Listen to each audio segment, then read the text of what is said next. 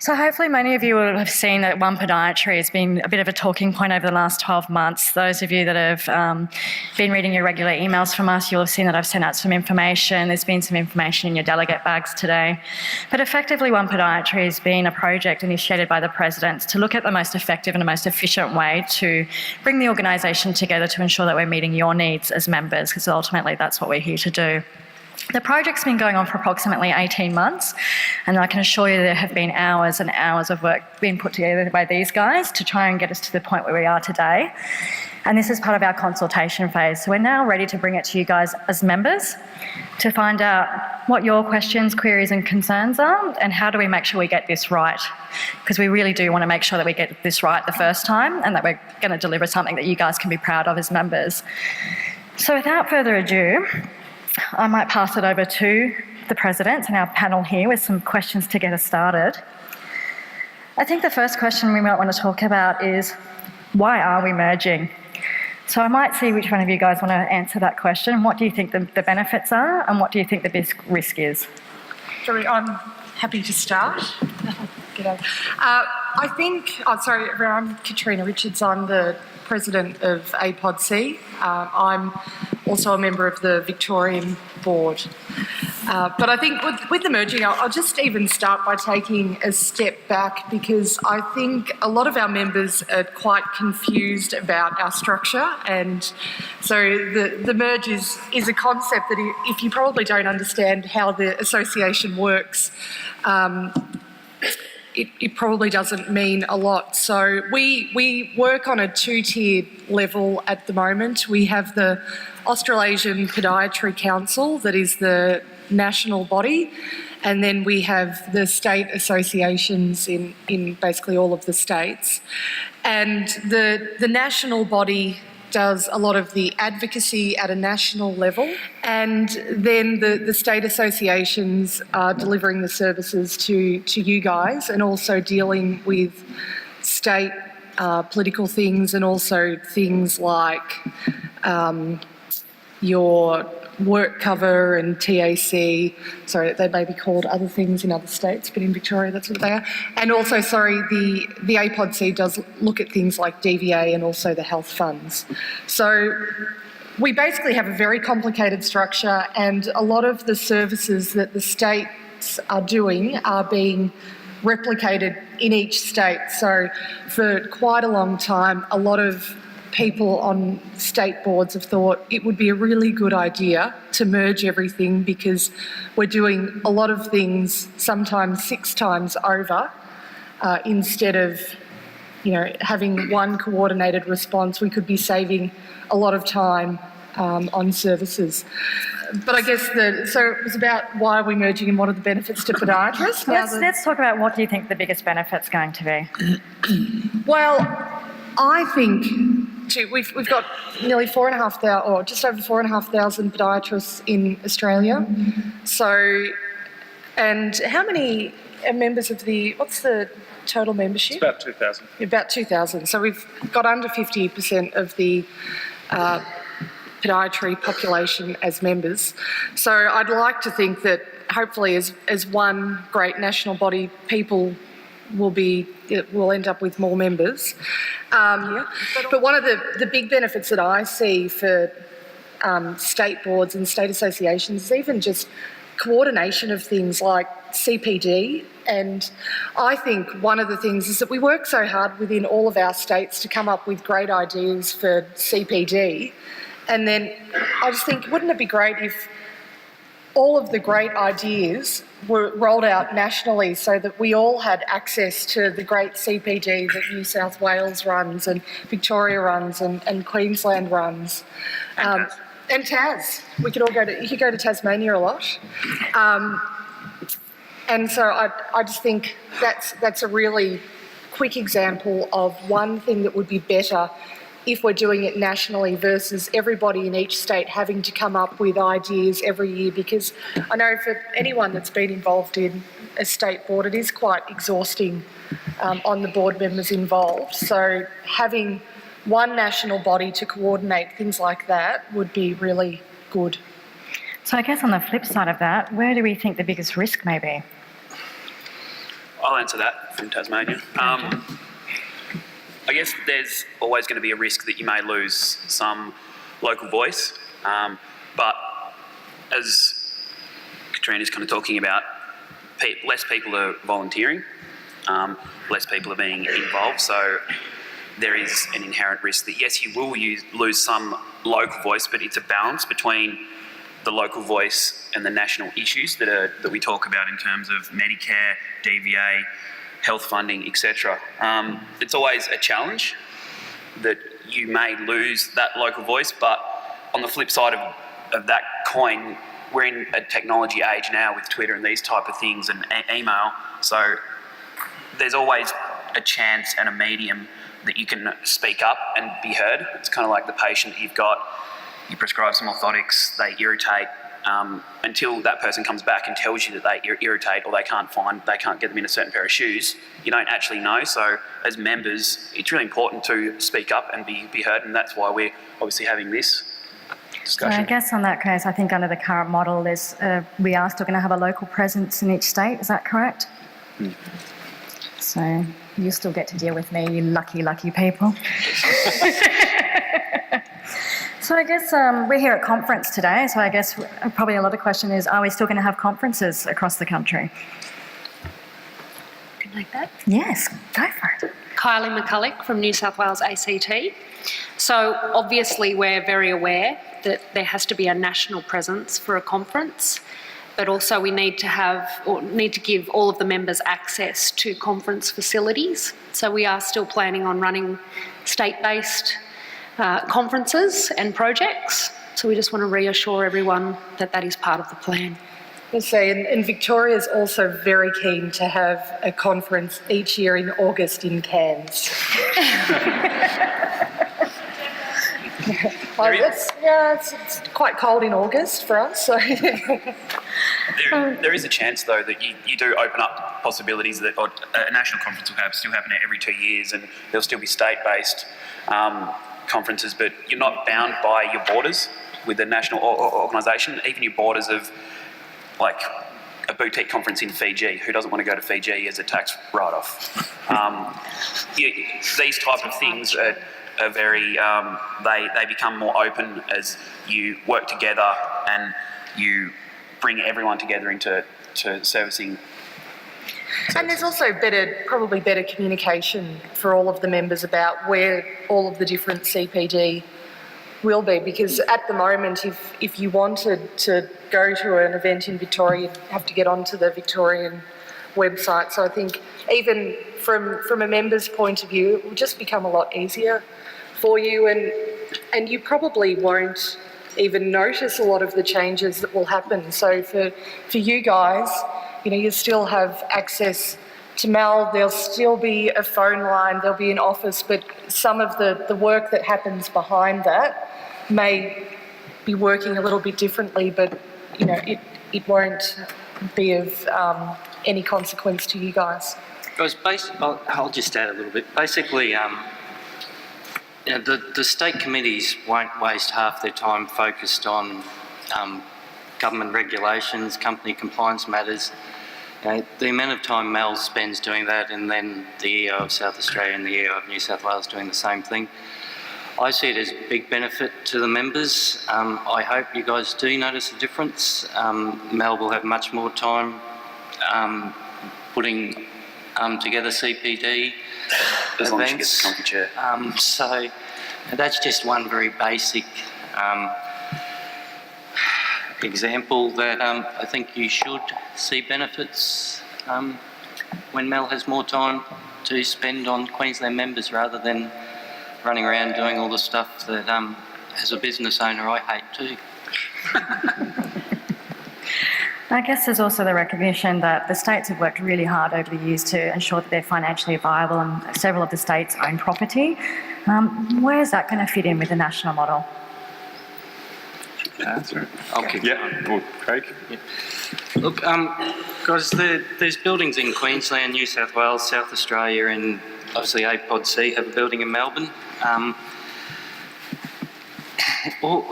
All our staff work from these buildings, and we're keeping all the staff, so it actually makes sense to keep the buildings. That said, some buildings will likely be required to be kept in a minimum period of up to 5 years. It will be done through a quarantine of assets. This was done mainly to offer some comfort to members about the process, and most good organisations hold property as part of their investment portfolio over the long term anyway, so certainly short term nothing will change. So I think we need to give you guys confidence that there will still be a building in Queensland, there will still be Mel there that you guys can ring and have a chat to and ask questions to. So short answer is the buildings are going to stay. So I guess there's definitely, I can vouch for the fact there's been a lot of work done on this project, but what's the next step, guys? What needs to be done before we can see this actually come to fruition? I reckon Tim needs a chance to have a chat. Well, from South Australia's perspective, I took this proposal to our AGM, and I've told my members that we'll be having a special general meeting in the new year, and probably 3 or 4 months from now, and we'll be having plenty of opportunities for my state members to ask lots of questions. And I think it's fantastic you have this opportunity here to ask questions.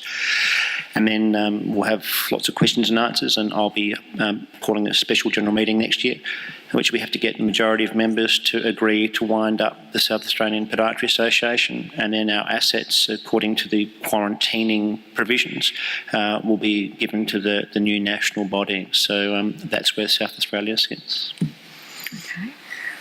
Does anyone else got any comment on that? There is still a fair bit of work to be done. So the APodC and all the MAs have actually been paying associations for them, so we have a contract with them. They're guiding us through this process. So we still have a fair bit of due diligence to satisfy all the states, and that's work that's being done at the moment. There's operational matters like budgets, staffing plans, position descriptions may change. Contracts need to be looked at, IT changes. So there is still a lot of work, but I think it's not as much work as we've already done so far. So the next step should be reasonably simple, I hope. When you say contracts, it's not staff contracts, it's... No, it would be a photocopy and stuff like that. It's not... All the staff are staying. Yeah. On that note, I'd like to throw it out to the floor. Have we got any questions about where to, your concerns, your queries? Wonderful. I see a hand raised there. Can I get a mic over there quickly? Thanks, Paul Fleet. Can we just take one step back from that mechanical process? And can you tell me, the proposed structural changes that would happen? Like we talked about staff, but, other things like that. So what's the difference from now to the new proposed body? Yes, Paul, it comes around to reduction of that duplication of that process. So if you look at the current EOs that we have across the country, we can actually divide it up to what their strengths are. So it may be Natalie in South Australia is really great with members, and we're utilising her services on that. Maybe that Helen, I don't know if Helen does, but she really enjoys the tax side or the governance side of it, and that operational side, that can be delegated there. So it's about finding efficiencies in the current process and then benefiting those for the members. So if we're running more efficiently, one would hope that we can then provide better services to you, the members. If you want me to jump in on the technical. Yeah. So I suspect the question, Paul, is this: we have a structure today, and that structure consists of the APodC, of which the states are members, and 5 state organisations, of which podiatrists are members, all of which have a board of directors, and all of which need to comply with state or federal regulations around company law. Board meetings are going on somewhere between monthly and quarterly. We've got to move that structure to a national organisation. What that means in practical terms is that the members need to vote to wind up each of the states. depending on some provisions around holding assets for periods of time. But each of the members of each of the states need to vote to wind up their organisations and transfer the assets into a new organisation, which will be the national organisation. And there's been some discussion around whether we use one of the existing companies or not, and that's down to lawyers and accountants. To be frank, it really doesn't matter. Once each of the states have agreed to do that, and all of the assets have been transferred from the state organisations and the APodC into a new national organisation, each of the members around the country would then have to join that new organisation. We can't transfer you automatically. So there's this mechanical process of bringing that together. Second to that is a governance structure that, if the two-pager kind of outlines where there'd be a new board of directors appointed, and that new board of directors would be appointed by each of the states, would be appointing a director to the new organisation for a period of time. And eventually, after a couple of years, the members would start to elect directors directly. So, and there's some provisions in there to make sure that you don't get all the directors from a single state, to make sure that there's a perspective across the country. And 5 years down the track, eventually the assets that are in escrow merge into that new organisation, and we can, the organisation continues as a new national single association for podiatry. I think we had a question over here. Would there be a provision on the new board, to bring in skills-based people as required? I think there's provision to have 2 non-podiatry members on the board. So, we'll have the ability to have 2 people that aren't podiatrists, and it would be good to have a skills-based board as well as we can, but essentially we're mainly podiatrists as well, so it does make it a little bit difficult, other than, you do have people that have other skills that they bring to it, but we've certainly got podiatry covered as a skill on all of the boards. But like at Victoria has a non-podiatrist, actually we've got two external directors. 2 external directors with financial background. South Australia has someone with a legal background. New South, an accountant, and also APodC has an external director who has a finance background as well. And look, they've been amazing. We've been really, really happy. So one of the things that we then can look at is what sort of skills that we would need. And, it usually looks like, we'd like somebody with finance or legal or marketing, depending on what the need is. I've sort of said that maybe marketing might be a really important skill to have going on to this new board with everything that's happening, but the new board can assess that. Can I just make one comment, please? I think we just missed, if I can just say that, from South Australia's perspective, we're a very small state, small member state, and by the time we've done the governance issues, which Craig was talking about, we don't have a lot left over to drive the profession. And I think you've all seen, it's a fantastic conference thus far, the importance of credentialing going forward, paediatrics, high-risk sports, and of course prescribing. And it's so important to drive the profession, have a driver for the profession, and South Australia just doesn't have that ability to do that. So I just wanted to make it very clear. I don't think it's been very clear that this change is there to help the profession to drive that. And we're finding it a bit competitive between states. We don't mean to be competitive, we're not being competitive, but it's just really hard to have those resources to do that. So I'm so excited about going nationally so we can really drive those 3, I'll say specialities, but I won't use that word, and prescribing. I think it's just so important for a profession going forward. I just want to make that point, sorry. I think to add on to that as well, to be together and to be a united profession, I think the numbers are that there's 4,600 podiatrists nationally, when you kind of look at physios, there's 20,000+. We can't afford to be divided into different states. We need to work together and push ourselves to further our profession. So I think that, and one association works better to do that. It's more efficient.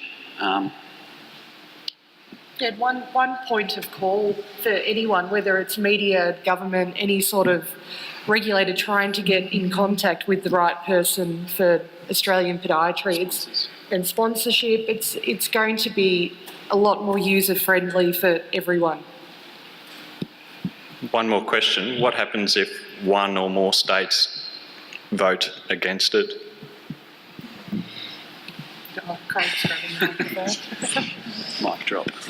I took it to my AGM. I firmly believe South Australia will go ahead. We have discussed that. It hasn't something we haven't discussed. And I believe that the feeling of the Council of Presidents is that we would still go ahead if one state. It could be South Australia not going ahead, but I'm certainly hoping that South Australia would vote for it. But there are provisions that if the state doesn't go ahead, we'll still be running for it. I think the majority of states are happy for that. I'll be interested to hear what Queenslanders say, but we have discussed that.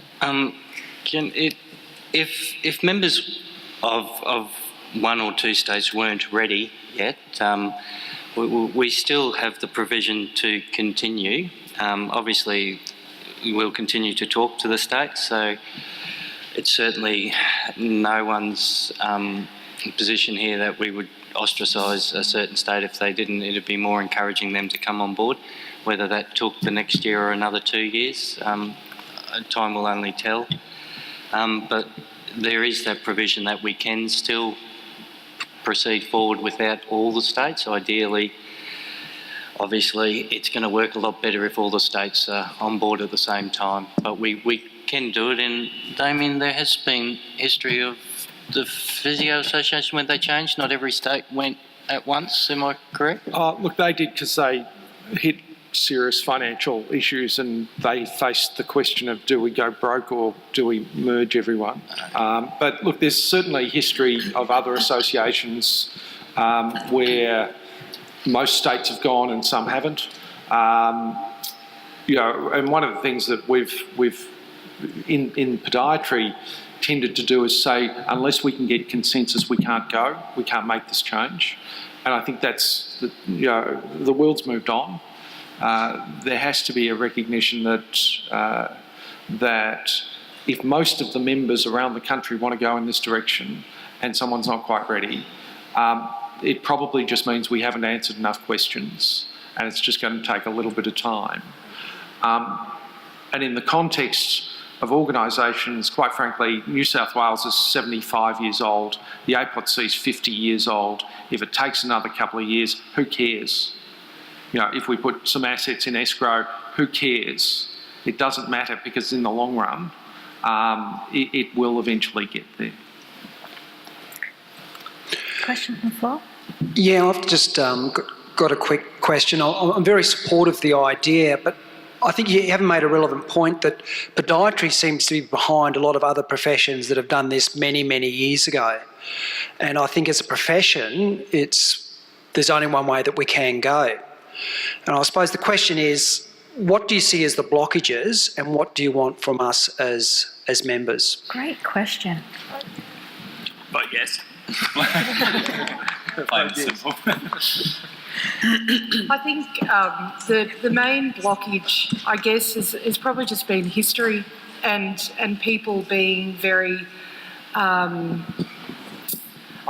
people are very passionate. Some people are very passionate about their state associations. So the main blockage is, I think, that people's on the board's concerns that there are members that are going to need a lot of information and might take a little bit of convincing of why we're doing it. And in Victoria a few years ago, we wanted to sell our property because it was getting old and was going to become very expensive to run. So, the blockages there were that people are very bound to the asset that they've worked very hard for, and for a lot of members that have been on state boards or the national board previously, they understand, they're very passionate, they've put a lot of work in, so they just want to make sure that it is the right thing to do.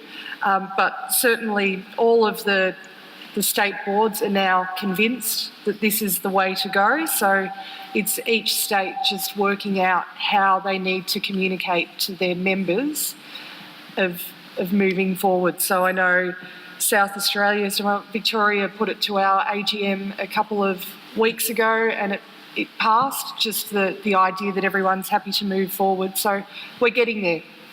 Go on, Damien. I was just going to say, look, probably the biggest thing that the typical member can do in the street is to be a champion for this change. Invariably, the silent majority in these sorts of things becomes a real problem. Because all you hear, the only people you hear from is the squeaky wheels. And these guys, quite frankly, you're looking at a set of leaders who have, and I'm talking about the presidents, these guys are a set of leaders that have brought this to the table and have spent the last 18 months working through a bunch of issues where they know there will be members out there who will pick up the phone, call them, abuse them, yell at them, call them a bunch of morons because they disagree with this change for whatever philosophical or other reason. Okay, the best thing you can do is get behind these guys and get out there and say, no, we're ready for, I'm ready for this change.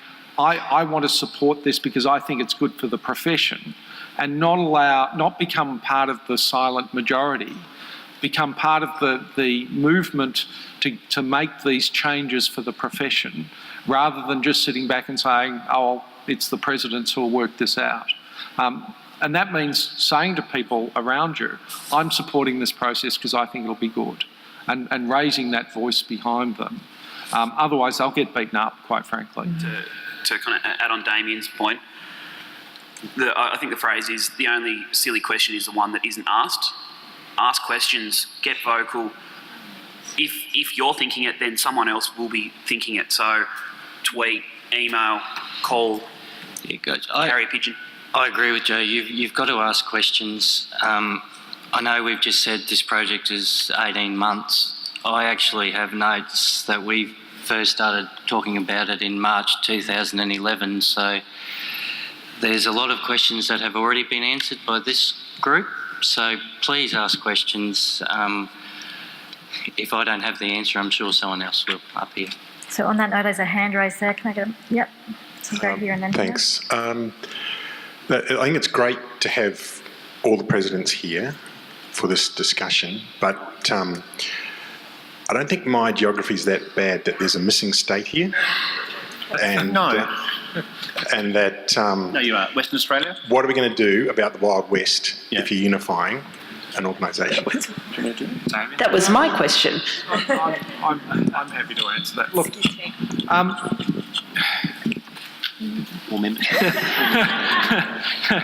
look, Western Australia just made a decision a couple of years ago to to quit their membership of the APodC. And look, without wanting to go into the depths of those reasons, they cited financial challenges and decided that they weren't happy with the direction that we were going in. So they're running independently, but West Australian members can join through a West Australian entity that's been set up, run from South Australia at the moment. And we did that because we know that there were a lot of people who were shocked and surprised by that. It happened very quickly. In the last 5 minutes of an AGM, it was announced, and there was a fair bit of red-hot frustration and anger around that on both sides of the fence. So they're not involved in this process at the moment. I think the door is still very much open. My view is that eventually WA will come back to the table, and they would be accepted with open arms, because again, it's about the profession, not about the politics and empire building that we tend to see go on. it's funny, there was a great quote by the father of quality management, Edward Deming, who basically said a poor structure will beat great people every single time. Part of the issue we've got is that the federated structure pits people against each other and creates frustration and pockets of power that allow people to make decisions independently that aren't always good in terms of the national good. This sort of federation, one state quitting and eventually coming back is in fact a cycle that we see. Victoria's left the APodC before, New South Wales has left the APodC before. This time it's West Australia's turn. Next time it'll be another state. You will see that over and over again in this structure. The only way to fix that is to fix the structure. Okay, we had a question just here at the back. Thanks, Mel. Mike, I've got two questions. One was, we've talked about the Australasian Podiatry Council.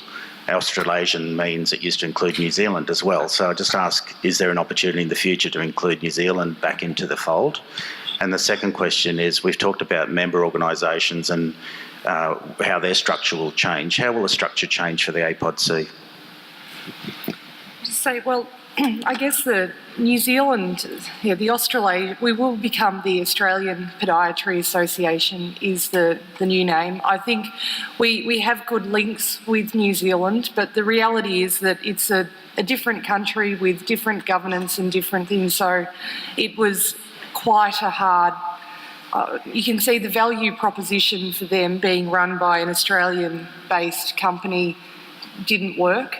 So I think, I wasn't on the board around the time that New Zealand left, but I can't see them probably coming into this, but they are good friends and allies, and we would have things like hopefully have reciprocal rights to going. Their members can come to our conference, we can go to theirs, that type of thing, but I can't see New Zealand being a part of it going forward.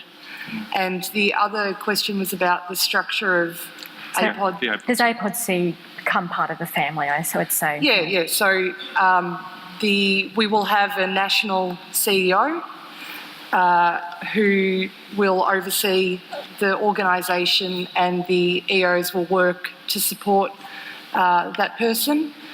And we will have a brand new entity which may come from one of the existing entities at the moment when everything is sort of broken down, merged and put into the one entity. So we'll have a board of directors.